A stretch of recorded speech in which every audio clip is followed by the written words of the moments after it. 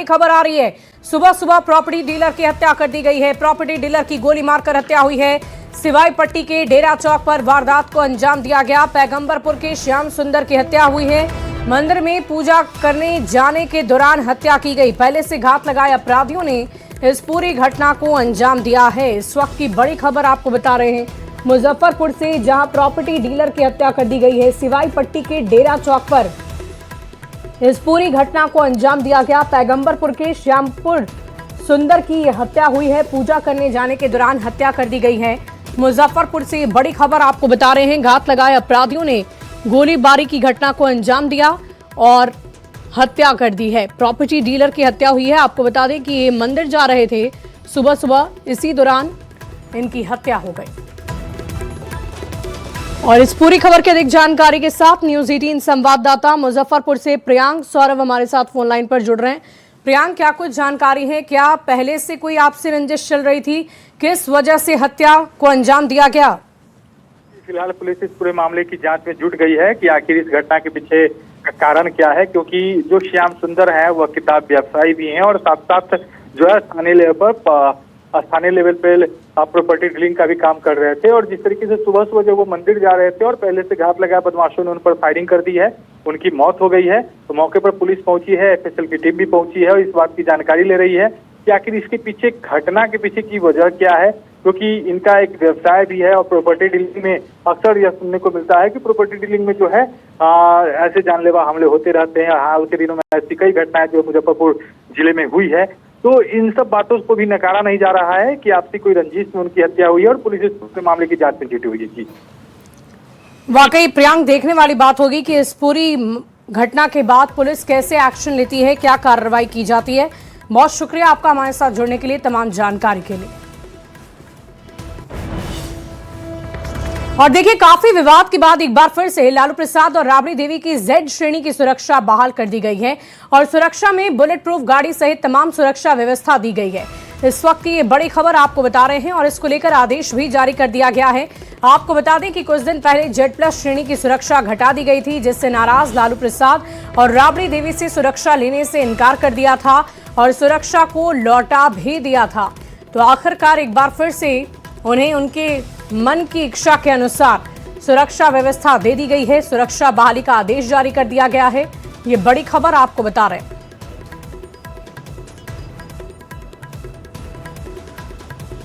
ये तस्वीरें आपको हम दिखा रहे हैं पटना से। ये बड़ी खबर आ रही है। लालू राबड़ी ने सुरक्षा ले ली है।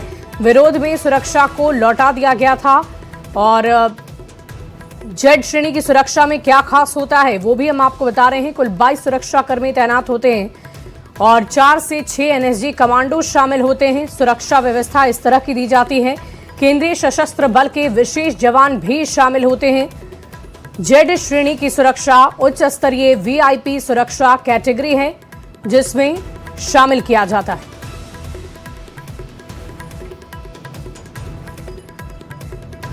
तो देखिए, लालू प्रसाद और राबड़ी देवी की जेड श्रेणी की सुरक्षा एक बार फिर से बहाल कर दी गई है। वहीं राबड़ी देवी 10 सर्कुलर रोड स्थित आवास खाली कर कौटिल्य नगर स्थित निजी आवास में शिफ्ट हो गए। ऐसे में नई व्यवस्था के तहत जेड श्रेणी की सुरक्षा कर्मियों को रखने में कई परेशानियां आ रही है, क्योंकि इतनी बड़ी संख्या में जवानों के रहने की वहां कोई मुकम्मल व्यवस्था है ही नहीं। यहां तक कि इन जवानों के लिए पीने तक का पानी नहीं, शौचालय की व्यवस्था नहीं, जिससे सुरक्षा में तैनात जवान काफी ज्यादा परेशान है। मुख्यमंत्री लालू प्रसाद यादव की जो सुरक्षा है एक बार फिर से बहाल कर दी गई है और इस बार सुरक्षा जो है वो जेड श्रेणी की दी गई है। इससे पहले 1 महीना पहले सरकार ने समीक्षा किया था और समीक्षा करने के बाद तमाम सुरक्षा जो है वो हटाए गए थे और उसमें से विशेष जो उनके सुरक्षा गार्ड्स है वो दिया गया था। उसमें सुरक्षा में काफी बदलाव किए गए थे, लेकिन कल एक बार फिर से सरकार ने समीक्षा की है और उसके बाद जेड श्रेणी की सुरक्षा लालू प्रसाद यादव को बहाल किया है। और ये एक बड़ा जो राजनीतिक उथल फेर जो है वो बना है और इससे चर्चा का जो विषय है वो बन गया है। खास करके यहाँ पे दो राजनीतिक सियासत जिस ढंग से हुई, यहाँ पे जो आवास खाली करने की जो बात कही गई, लगातार दबाव बनाया गया, भवन निर्माण विभाग से नोटिस दिया गया, जिसके कारण जो है आवास खाली कर दिया गया 10 सर्कुलर रोड। और लालू प्रसाद यादव, राबड़ी देवी, तमाम जो फैमिली है वो कौटिल्या नगर आकर के यहाँ पे शिफ्ट किए हैं। ये जो आप आवास देख रहे हैं कौटिल्या नगर का, यहीं पे राबड़ी देवी और लालू प्रसाद यादव जो हैं वो यहाँ पे आकर के उन्होंने शिफ्ट किया है। लेकिन जैसे ही आवास खाली हुआ उसके बाद एक बार फिर से यहाँ पे सुरक्षा जो है वो बहाल कर दिए गए हैं। खास बात यह है कि जो नई जेड श्रेणी की जो सुरक्षा दी गई है उसमें बुलेट प्रूफ गाड़ियां हैं, उसके साथ साथ कम से कम 30 से 40 जो सुरक्षा कर्मी हैं वो रहेंगे, यहाँ पे स्क्वाड रहेगा और तमाम जो सुरक्षा जो कड़े व्यवस्था है जेड श्रेणी के अंतर्गत जो आते हैं वो दिया गया है। लेकिन जो सुरक्षा पहले से जो है सरकार की तरफ से दिए गए हैं वो यहाँ पे आकर के अपनी अपनी ड्यूटी जो है वो कर रहे हैं। लेकिन यहाँ पे सबसे बड़ी बात है कि रहने के लिए, जैसे धूप जितनी ज़्यादा है, उनके बैठने के लिए ये व्यवस्था नहीं है। यहाँ पे फिलहाल जो है वो पूरा राबड़ी परिवार जो है वो सुरक्षा को फिलहाल एक्सेप्ट नहीं किया है, लेकिन सरकार ने बहाल किया है। फिलहाल जो है वो शौचालय की व्यवस्था दिक्कत है, लेकिन अब जाकर के यहाँ पे जेड सुरक्षा मिलने के बाद यहाँ पे देखना होगा कि राबड़ी परिवार जो है इस सुरक्षा को कब एक्सेप्ट करता है, यहाँ पे कब बहाल होते हैं और उसके बाद आगे की जो सियासत है कौन सा रंग लेती है। कैमरा पर्सन संत के साथ रविश नारायण, न्यूज़ 18 पटना। और इसी बीच शिक्षा मंत्री मिथिलेश तिवारी के एक बड़े बयान की चर्चा कर लेते हैं। कोटा की तर्ज पर बिहार में कोचिंग हब बनाने की सरकार तैयारी कर रही है। राजस्थान की शिक्षा नीति और वहां से कोटा जैसे कोचिंग संस्थान के बारे में समीक्षा के लिए शिक्षा मंत्री मिथिलेश तिवारी जयपुर जाएंगे। सोमवार को उनका एक दिन का राजस्थान दौरा होगा और शिक्षा मंत्री जो वर्तमान में स्पीकर हैं उनसे मिलकर शिक्षा व्यवस्था के बारे में समझेंगे। शिक्षा मंत्री ने कहा है कि वर्तमान में शिक्षा व्यवस्था में क्या हो रहा है, बिहार के लिए जो भी आवश्यक होगा उसे बिहार में जरूर लागू किया जाएगा। उन्होंने कहा कि बिहार के बहुत बड़ी संख्या में बच्चे और टीचर कोटा जाते हैं। हमारे जाने का मकसद इन सभी चीजों को समझना है। राजस्थान में कोचिंग नीति का अध्ययन करना है। कोचिंग हब बनाएंगे और कोचिंग को नियंत्रित करने के लिए नियम भी बनाए जाएंगे।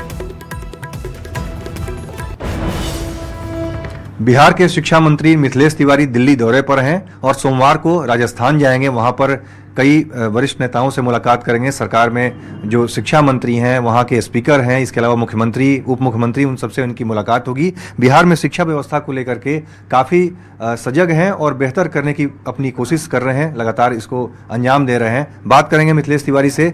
मिथिलेश जी, आप राजस्थान दौरे पर जा रहे हैं, किस तरह से बिहार में राजस्थान के शिक्षा मॉडल को लागू करना चाहते हैं, या वहाँ से कुछ विशेष कोई चीज़ है जिसको बिहार में आप आकर के उसको इम्प्लीमेंट करना चाहते हैं? देखिए, राजस्थान दौरे का मकसद यही है, जो भी वर्तमान शिक्षा मंत्री हैं आदरणीय मदन दिलावर जी, उनसे भी हमारा टाइम फिक्स है। उनसे भी हमें मिल करके समझना है कि वर्तमान समय में राजस्थान में शिक्षा व्यवस्था में क्या नया हो रहा है और वो जो हमारे बिहार के लिए जो भी आवश्यक होगा उसे हम बिहार में भी लागू करेंगे। साथ ही साथ जो बिहार में अभी कुछ दिनों पहले कोचिंग के विवाद थे, उसमें माननीय मुख्यमंत्री जी ने निर्देशित किया शिक्षा विभाग को कि बिहार में कोचिंग संस्थाओं को नियंत्रित करना है और अलग से एक जगह पटना के बाहर अलॉट करके कोचिंग हब बनाना है। और कुछ चीज़ें हम लोग अपने मॉडल स्कूल के साथ भी ब्रिज कोर्स के रूप में हम लोग स्थापित करने वाले हैं। चलिए, बहुत बहुत धन्यवाद। तो ये थे बिहार के शिक्षा मंत्री मिथिलेश तिवारी। कैमरामैन अपू पाठक के साथ अमितेश सिंह, न्यूज़ 18 दिल्ली। और पटना से एक और बड़ी खबर आ रही है। विधानमंडल सत्र को लेकर ये बड़ी जानकारी आपको दे दें। 5 दिन मानसून सत्र चलेगा। 20 से 24 जुलाई तक सत्र फिलहाल हो सकता है। आधिकारिक घोषणा नहीं की गई है। 1 से 2 दिन में घोषणा हो सकती है। पहले दिन अनुपूरक बजट पेश होगा। सरकार की तरफ से कई विधेयक पेश होंगे। ये बड़ी खबर पटना से आपको बता रहे हैं। 20 से 24 जुलाई तक सत्र हो सकता है। ये बड़ी खबर आपको बता दें, विधानमंडल सत्र को लेकर ये बड़ी जानकारी सामने आ रही है। बिहार विधानसभा के मानसून सत्र की तैयारी जो है वो शुरू हो गई है और माना जा रहा है कि 20 जुलाई से लेकर 24 जुलाई तक, अगले 5 दिनों तक मानसून सत्र जो है वो बुलाया जा सकता है। हालांकि इसकी आधिकारिक जो घोषणा है वो 1 से 2 दिनों में की जाएगी, लेकिन जो सूत्र बताते हैं कि ये इसकी पूरी तैयारी जो है वो हो चुकी है और बिहार विधानसभा का ये मानसून सत्र जो है वो बेहद विशेष होने वाला है। हालांकि मानसून सत्र काफ़ी छोटा होगा, यहाँ पे सिर्फ 5 दिनों का होगा, लेकिन इस 5 दिनों में बेहद हंगामेदार जो है वो पूरा मानसून सत्र जो है वो रहने की संभावना है। क्योंकि सबसे बड़ी बात है कि जिस तरीके से यहाँ पे फिलहाल सियासत बिहार में जो भूचाल लाए हुए है, खास करके ऋषु श्री के मामला है, वहाँ पे भरत तिवारी जो इनकाउंटर है वो मामला है, लालू परिवार के जो सुरक्षा का मामला है, आवास का मामला है, माना जा रहा है इन तमाम विषयों को लेकर के विपक्ष जो है वो शक्ति के साथ, सदन में मजबूती के साथ जो है वो बातें उठाएगा। लेकिन खास करके यहाँ पे कई बड़े जो विधेयक हैं वो भी लाए जा सकते हैं। माना जा रहा है कि सबसे पहले दिन जो है वो अनुपूरक बजट जो है वो सरकार लाएगी और जो जानकारियां मिल रही है इसके मुताबिक लगभग 50,000 करोड़ का जो अनुपूरक बजट है वो यहाँ पे सरकार पहले दिन लाएगी, ताकि जो विकास के जो काम है वो सुचारू रूप से हो सके। साथ साथ उसके साथ कई विधेयक जो हैं वो पारित होंगे। तमाम जो सदन के जो सदस्य हैं उनके सवालों पर जो है वो चर्चा होगी, उस पर बातों पर चर्चा होगी। तो माना जा रहा है कि जिस तरीके का इस बार 5 दिनों का जो विधानसभा सत्र है वो काफ़ी हंगामेदार रहा है और ये होने वाला है। और खास करके ये देखने वाली बात होगी कि जो मुख्यमंत्री सम्राट चौधरी जो हैं वो मुख्यमंत्री बनने के बाद ये जब सदन में यहाँ पे पहली बार किसी सत्र में जब बैठेंगे और वहाँ पे जो विपक्ष सवाल खड़े करेगी उसमें ये पूरी जो सभा है वो किस तरीके की होने वाली है और इस पूरे विधान सभा का जो मानसून सत्र है उस पर सबकी नजरें जो हैं वो टिकी हुई हैं। कैमरा पर्सन संत के साथ रवि एस नारायण, न्यूज़ 18 पटना। बड़ी खबर सहरसा से आ रही है, जहां बसनही थाना क्षेत्र के गोंदराम गांव में जमीन विवाद को लेकर 2 पक्षों के बीच हिंसक झड़प हो गई और इस मारपीट में महिला समेत करीबन 12 लोग जख्मी हो गए। बताया जा रहा है कि लंबे समय से जमीन विवाद को लेकर दोनों पक्ष आमने सामने आ गए, लाठी डंडे से हमला शुरू कर दिया। सभी घायलों को इलाज के लिए अस्पताल में भर्ती किया गया, जहाँ तीनों लोगों की हालत गंभीर होने पर उन्हें सदर अस्पताल रेफर किया गया। फिलहाल पुलिस मामले की तहकीकात में जुटी हुई है। विवादी है, ठीक है, मौसी है, उसके बाद मेरा माँ है, दोनों आदमी जमीन लिया मालिक से, ठीक है। तो मालिक से जमीन लिया, मालिक सबको बेरा दिया है, जितना जितना दिया उसमें सब संतुष्टि था, ठीक है। ये बोल रहा है कि हम तुम्हारे हिसाब से लेंगे, नहीं दिया वो उसी का विवाद है। उसके बाद ये मामा को जाकर के बुला के लाया, मामा हमारे मम्मी को मार के वहीं गिरा दिया, ठीक है। उसके बाद 4 दिन हो गया, मामला शांत था, मामला कोर्ट तक चला, क्या थाना तक चला गया केस। उसके बाद 4 दिन के बाद ये जो है अपने लड़का को दिल्ली से फोन करके वहाँ से गुंडा बुला करके मारने के लिए आ गया। नालंदा से बड़ी खबर आ रही है, चाकू के हमले से युवक को जख्मी किया गया, उसके बाद उसकी जान जा चुकी है। गुरुवार को बदमाशों ने चाकू मारा, गंभीर हालत में पीएमसीएच में भर्ती किया गया था। ये बड़ी खबर आ रही है, इलाज के दौरान मौत हो गई है। हरनौत के चेरण का रहने वाला था सोनू, पुलिस मामले की पड़ताल में जुटी हुई है। पैथोलॉजी सेंटर में कार्यरत था सोनू, घात लगाए बदमाशों ने हमला किया था। और इस खबर की अधिक जानकारी देंगे न्यूज़ 18 संवाददाता अभिषेक हमारे साथ नालंदा से फोन लाइन पर जुड़ रहे हैं। अभिषेक, क्यों इस घटना को अंजाम दिया गया? ये बता दो कि वहाँ पैथोलॉजी का में काम करता था सोनू और इसे जो है शुक्रवार की देर रात जो है उसे बुलाया गया था फोन करके, और जाने के बाद जो है पहले से घात लगाया अज्ञात बदमाशों द्वारा उस चाकू से गोद करके जो है पूरी तरह से जख्मी कर दिया गया था, जिसे इलाज के लिए पटना पीएमसीएच में भर्ती कराया गया था, जहां इलाज के दौरान रात में मौत हो गई थी। इधर घटना के बाद जो है आक्रोशित लोगों ने, जो परिजन आक्रोशित है, वो सड़क पर जो है NH-20 पर जो है सब रख कर जो है सड़क जाम कर दिया और जो है अपराधियों की गिरफ्तारी की मांग कर रहे हैं। फिलहाल पुलिस जो है आक्रोशित लोगों को समझाने बुझाने में जुटे हुए है। जी चलिए, बहुत शुक्रिया हमारे साथ जुड़ने के लिए, तमाम जानकारी के लिए अभिषेक। इस बीच बड़ी खबर सीवान से आ रही है, जहां लकड़ी नबीगंज थाना क्षेत्र के उज्जैना गांव में एक युवक की संदिग्ध परिस्थिति में जान चली गई, जिसके बाद तनावपूर्ण स्थिति हो गई। मृतक की पहचान मनु कुमार मांझी के रूप में हुई है। परिजनों ने गांव के कुछ लोगों पर हत्या के गंभीर आरोप लगाए। उनका कहना है कि काम करने से मना करने पर युवक को बिजली का करंट लगाकर मार दिया गया। इस घटना के बाद आरोपी उसके परिजन मौके से फरार हैं। नाराज परिजन शव रखकर प्रदर्शन कर रहे हैं। इस मौके पर कई थानों की पुलिस पहुंची है और स्थिति को नियंत्रित करने में जुटी हुई है। हमारे भाई के साथ 4 बजे आया था घर पे वो लड़का, ठीक है, और ले गया वो। उसके बाद मैं मतलब करंट से चलाकर उसको मार दिया गया है, ठीक है। और मतलब हम लोग को पता लगा कि वहाँ पर लाश पड़ा है, और एक हमारे मतलब सड़क पर उसका घर है, और वो हमको मतलब कॉल किए, और उसके बाद हम लोग गए, उसके बाद यहाँ पर लाश लेकर आए हम लोग। कौन सा लड़का? प्रशासन क्या बोल रही है, क्या आश्वासन दी है? प्रशासन ने यही संदेश दिया है कि बस यहाँ से मतलब हम लोग ले गए, उसके बाद हम जो कार्रवाई होगा वो हम कराएंगे। अगली खबर औरंगाबाद से आ रही है, जहां दाऊदनगर में सिर्फ 380 रुपए के विवाद को लेकर टायर कारोबारी और उसके परिवार के साथ मारपीट का मामला सामने आया।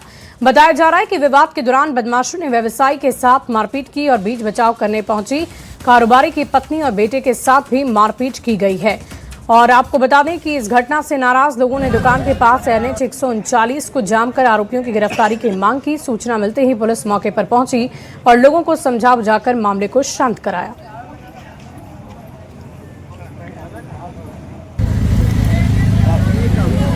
कुछ नहीं, वही काम कर रहा है, हम पैसा मांगे, पैसा देने से मना कर दिया, फिर आदमी बोला लिया अपना मारपीट करने लगा हमारे साथ। कितने लोग मारपीट किए? 15-20 आदमी। कितना का विवाद, कितना क्या? 380 रुपये। 380 नया टायर का? नहीं, वो टायर पंचर बनवाया था और नाइट्रोजन डलवाया था। देखिए, अतिक्रमण के खिलाफ चल रही इस कार्रवाई के बीच मुजफ्फरपुर में एक बार फिर बुलडोजर गरजा है और जिला प्रशासन और नगर निगम की टीम ने भारी पुलिस बल के साथ कलेक्ट्रेट कैंपस में अतिक्रमण हटाओ अभियान चलाया। कमिश्नरी गेट से डीएम ऑफिस और DTO ऑफिस तक सरकारी जमीन पर अतिक्रमण कर बनाई गई दुकानों पर बुलडोजर चला है और इस कार्रवाई में अतिक्रमणकारियों से हड़कंप मच गया। इसके साथ ही सड़क पर अनाधिकृत रूप से बाहर सामान रखने वालों पर भी जुर्माना लगाया गया। अनुमंडल परिसर में देखा जा रहा था बहुत सारी अवैध दुकानें जो है इस्टेब्लिश हो गई थी, जो छोटी मोटी चाय पानी इन सब की, उसके कारण बहुत दिक्कतें आ रही थी, तो इसी के लिए उसको हटाया गया है। इसके अलावा ये भी देखा गया है कि बहुत सारे अवैध तरीके से बाइक वाइक भी पार्क करते हैं, तो अब उस पर भी हम लोग अभियान चलाएंगे। अस्थायी दुकानदार हैं जिनको अलॉटमेंट है, वो अपना पेपर दिखा रहे हैं तो हम लोग छोड़ रहे हैं। जिनके पास कोई अलॉटमेंट ही नहीं है उनको हम लोग दुकान को ध्वस्त कर रहे हैं, फाइन मार रहे हैं, तोड़ रहे हैं। आधा अधूरा अतिक्रमण हटाने से क्या अतिक्रमण समाप्त होगा? नहीं, ये रेगुलर अभियान चल रही है।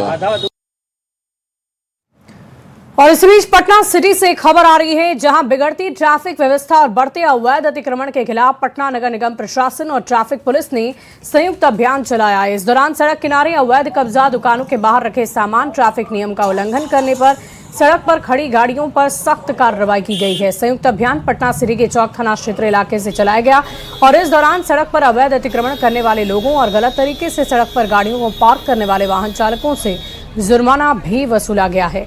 मौके पर मौजूद पुलिस और प्रशासनिक अधिकारियों ने अवैध अतिक्रमण के खिलाफ लगातार अभियान चलाए जाने की बात को दोहराया।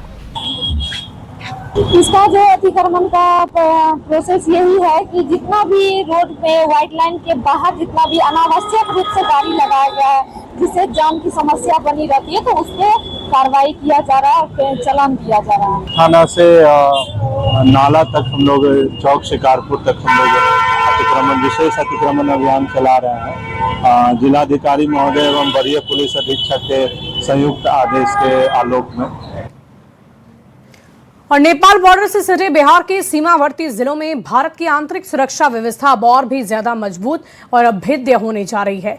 नेपाल की खुली सीमा से होने वाली घुसपैठ, मानव तस्करी, नशीले पदार्थों की तस्करी और जाली नोट के काले कारोबार जैसे अपराधों पर लगाम लगाने के लिए बिहार सरकार ने एक बहुत ही बड़ा कदम उठा लिया है। पुलिस मुख्यालय के अनुसार सीमावर्ती इलाकों में खुफिया तंत्र को पहले से कई ज्यादा मजबूत किया जाएगा और इसके तहत विशेष शाखा में 1300 से अधिक अधिकारी और 138 दारोगा की तैनाती की गई है।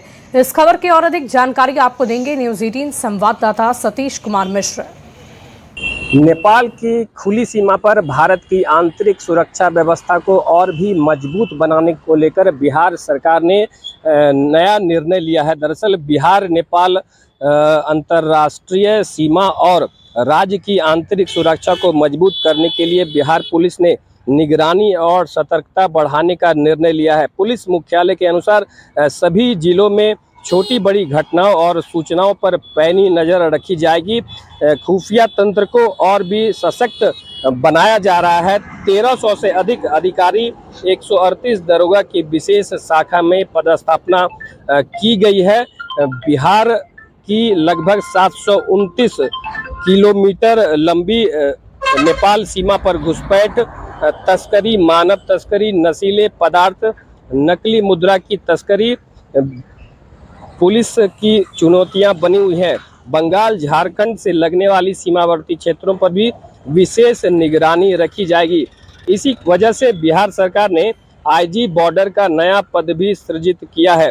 बिहार नेपाल अंतर्राष्ट्रीय सीमा और राज्य की आंतरिक सुरक्षा को मजबूत करने के लिए बिहार पुलिस ने निगरानी और सतर्कता बढ़ाने का भी निर्णय लिया है। बता दें कि सीमांचल का जो यह अररिया है लगभग 100 किलोमीटर की खुली सीमा से सटा हुआ है, जहां पर भारत विरोधी गतिविधि की सूचनाएं जो है अक्सर आते रहती हैं। ऐसे में नेपाल की खुली सीमा को और भी अभेद्य बनाने को लेकर बिहार सरकार का यह जो फैसला है इसका लोग स्वागत कर रहे हैं। सतीश कुमार मिश्रा, न्यूज़ 18 अररिया। और देखिए, केंद्रीय गृह मंत्रालय और बिहार पुलिस मुख्यालय के निर्देश के बाद पूर्वी चंपारण से सटी भारत नेपाल सीमा पर निगरानी बढ़ा दी गई है। नो मेंस लैंड इलाके में अतिक्रमण वाली जगह को जिला प्रशासन की टीम ने चिन्हित कर लिया है। डीएम सौरभ सुमन यादव के अनुसार बॉर्डर के 15 किलोमीटर के अंदर तक के इलाके में पुलिस की विशेष नजर रहेगी। साथ ही नो मेंस लैंड में अतिक्रमण के खिलाफ भी कड़ी कार्रवाई की जाएगी और इसके बाद इसे खाली किया जाएगा। सीमा पार से तमाम अवैध गतिविधियों पर नकेल कसी जाएगी। में हम लोग बॉर्डर पे कई जो चीज़ें हैं जिस पे हम लोग निगरानी रख रहे हैं। जैसा कि आपने एनक्रोचमेंट का कहा, तो हम लोग लगभग सभी एनक्रोचमेंट जो नो मैंस लैंड में या 0 to 15 किलोमीटर में गवर्नमेंट लैंड पे हैं, वो सारा एनक्रोचमेंट हम लोगों ने हटा दिया। सिर्फ कुछ 1-2 मामले शेष रह गए, उस पर भी हम लोग जो जरूरी कार्रवाई है वो शीघ्र कर लेंगे। इसके अलावा बॉर्डर से जो फेक करेंसी नोट्स आते हैं, जो मादक पदार्थ आते हैं, अन्य तरह के जो बॉर्डर में ऐसे संस्थान हैं जिसमें अगर अवैध तरह की गतिविधियों में संलिप्त हैं, उन सभी पे हम लोग चिन्हित करके इनकम टैक्स के साथ, जीएसटी के साथ, अन्य जो एजेंसीज हैं उनके साथ मिलके हम लोग पूरी कार्रवाई कर रहे हैं। भारत नेपाल सीमा पर एसएसबी के द्वारा सख्ती बढ़ा दी गई है। देखिए तस्वीरें आपको दिखा रहे हैं, ये महुआवा का कटगनवा जो है बॉर्डर है और यहाँ पर काफ़ी संख्या में जो एसएसबी के जवान हैं उनकी पूरी मुस्तैदी है और हर आने जाने वाले की पूरी जांच पड़ताल हो रही है। उसके बाद ही उसको भारतीय सीमा में प्रवेश दिया जाए। देखिए तस्वीर आपको दिखा रहे हैं, जो एसएसबी के जवान हैं पूरे कागजात के साथ जो है उनकी जांच कर रहे हैं। तो ऐसी स्थिति में एसएसबी के जवान मुस्तैद जरूर हैं, लेकिन ये ओपन बॉर्डर होने के कारण तस्करों पर लगाम लगाना थोड़ी मुश्किल जरूर है। और ठीक जो तस्वीर आपको दिखा रहे हैं, बाएं तरफ जो है वो नेपाल का इलाका वहाँ से शुरू होता है और वैसी स्थिति में नेपाल की तरफ भी सख्ती बढ़ाई गई है। हर आने जाने वाले की वहाँ भी जाँच हो रही है, लेकिन जो एसएसबी के जवान हैं वो पूरी मुस्तैदी के साथ जो है वो जाँच में जुटे हैं। हर आने जाने वाले की गहन जांच हो रही है, पड़ताल हो रही है, उनके कागजातों की जांच हो रही है। उसके बाद में भारतीय सीमा में उनको प्रवेश दिया जा रहा है। अवनीश कुमार, न्यूज़ 18 मोतिहारी। और देखिए, गृह मंत्रालय ने आतंकियों की नई सूची को जारी कर दिया है। यूएपीए के तहत 23 बदमाश आतंकवादी घोषित किए गए हैं। आतंकी भर्ती और फंडिंग से जुड़े लोगों पर एक्शन लिया जा रहा है। जैश और लश्कर से जुड़े 23 लोग आतंकवादी घोषित किए जा चुके हैं। ये बड़ी खबर आपको बता रहे हैं। आतंकियों की नई लिस्ट जारी की जा चुकी है। गृह मंत्रालय ने आतंकियों की नई सूची जारी की है। यूएपीए के तहत 23 बदमाश आतंकवादी घोषित हुए हैं। आतंकी भर्ती और फंडिंग से जुड़े लोगों पर एक्शन लगातार लिया जा रहा है। और फिलहाल इस बुलेटिन में अभी के लिए बस इतना ही। आगे देखिए जोहार झारखंड।